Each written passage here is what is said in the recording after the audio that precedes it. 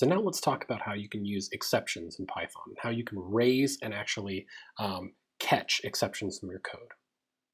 So the first thing we'll use that is how just generally to raise an assertion and where you might actually use that at.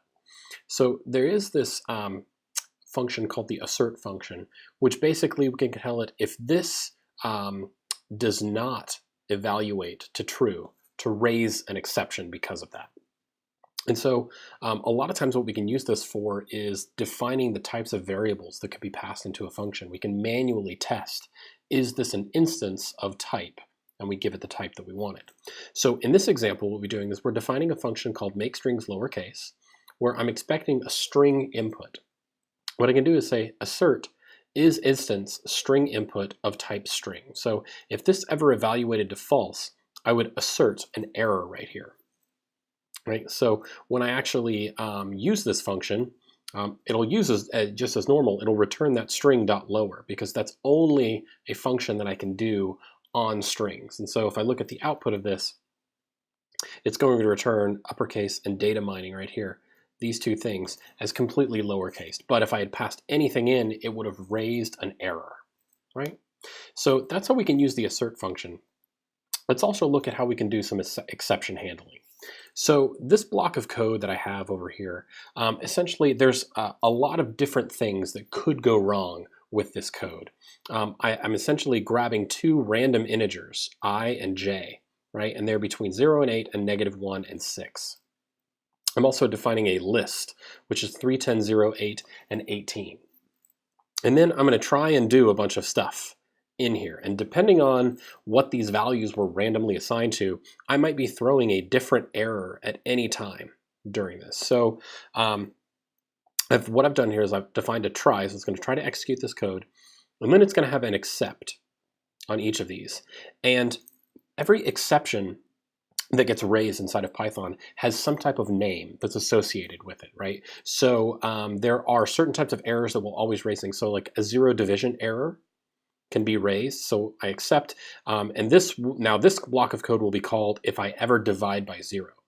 There is a type error, so I can actually get the exception whenever this is of a type error, and I can get the details of that type error. And basically, there's some type of type mismatch. I'm trying to do something to, let's say, a string or a float that I'm not allowed to be doing to that type. And then I can print out some of the details of that error as well, get a little bit more information from it. I can get an index error if I try to index improperly into a list, and I can spit out the details. And then I can also generically catch all other errors. I don't know exactly what they might be, right? And so that can happen in this try-catch block. There's also finally an else statement where this happens when nothing goes wrong, right? You go through your try, and then if you haven't accepted, you can call an else statement. It's kind of like a finally statement. You just put an else on the end of it. So whenever I get to here, if I is ever equal to 0, right, because it randomly could be 0, I'm going to call this zero division error, and it's going to output division by 0 and then be done. This right here where I say sum at the j, well, j doesn't necessarily, it could be a negative number. And whenever j is a negative number, it'll say the value that is out of range, right? So the index is out of range. It's not part of the function that's there. Well, actually, -1 is okay, because -1 would just be the last element. However, the problem here happens because I've got 0, 1, 2, 3, 4. If it's 5 or 6, and I try to access sum at the 5 or 6, that'll be an error. And what it's going to go down here to my index error.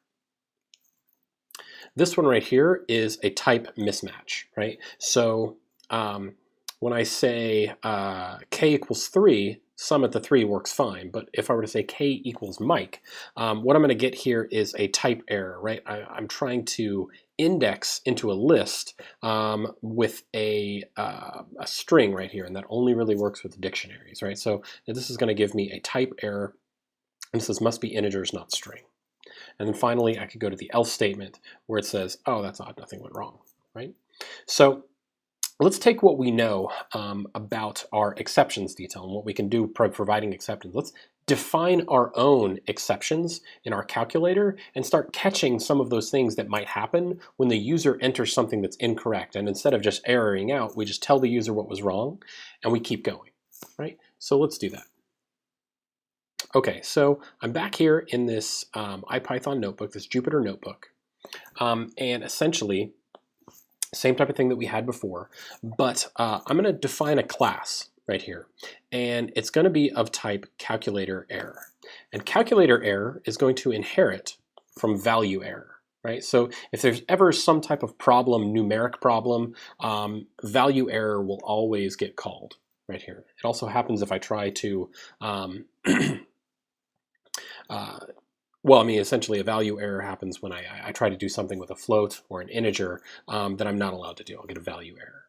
So I'm going to have my calculator error inherit from value error. So all of the functions that were part of value error are now a part of calculator error. And I'm going to keep everything the same that I had in my calculator just as before. We've got our evaluation queue that's part of our calculator now. But there's one specific change that I'm going to do here, and that's inside of my add to queue. Add to queue is where a lot of the magic for the calculator happens. So inside of this, we pop off the result, and then normally we would pop off V1 and V2 from the stack. However, if the length of my evaluation queue after I've gotten the result, if that's ever less than 2, that means there's not 2 elements that I can grab off of that element. Then I want to raise a calculator error, right? And so I'll just raise this calculator error with the detail that not enough values are to perform this operation. So instead of providing some cryptic error, I'm going to give the user a very real error, a very real description of what this error is. I didn't have enough values to perform the operation. I didn't have enough values inside of the stack. And that's really the only try-catch block that I'm going to use that specifically raises the calculator error, right?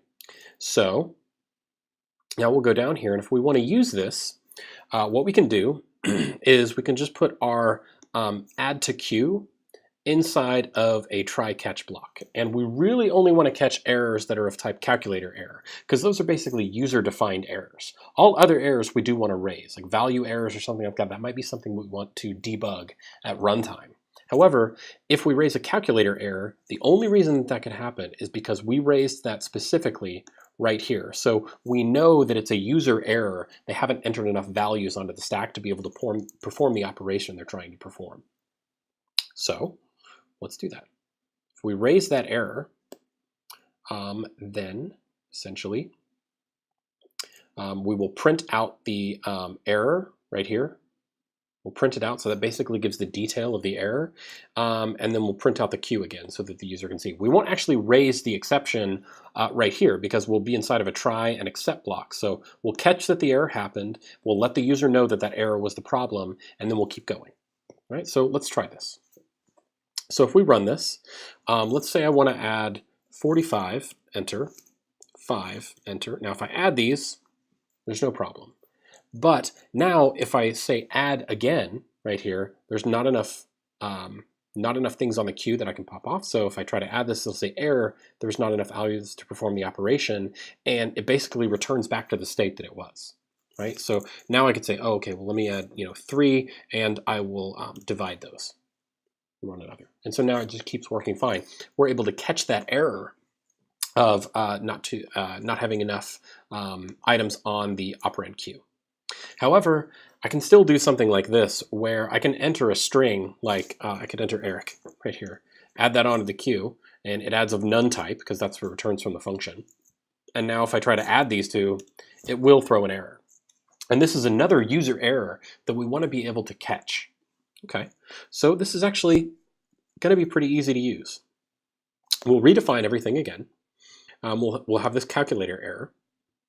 And we will still use that calculator error inside of our add to queue function, where if the length is ever less than 2, we'll raise the calculator error with not enough values to perform operation. However, we can also add this error into our convert user input function. So if the user ever entered something that was not a float and was not an operation, then we're going to raise a different calculator error where the details are that it was an invalid entry. It must be a number or a supported operator. Right? So we can raise a different type of calculator error right here. And so we'll be able to use that now. None of this code changes. We're still grabbing the calculator, adding it to the queue, and then putting it in a try-catch block. And we still print out the same error details, and those details will change as we move along. So if I run this again, then, if I say 3 and then I say plus, same error that we got before, not enough values. But now if I try to enter Eric on here, it'll say invalid entry. It must be a number or supported operator. And so now we've been able to catch a lot of the errors that are typical things that a user might enter. So they can't enter the wrong operator onto the stack. They can't perform operations when they're not there. And so most of the errors that happen from a user, we've actually accounted for, and we've done so using our own custom calculator error, which inherits from value error, which is really, really great.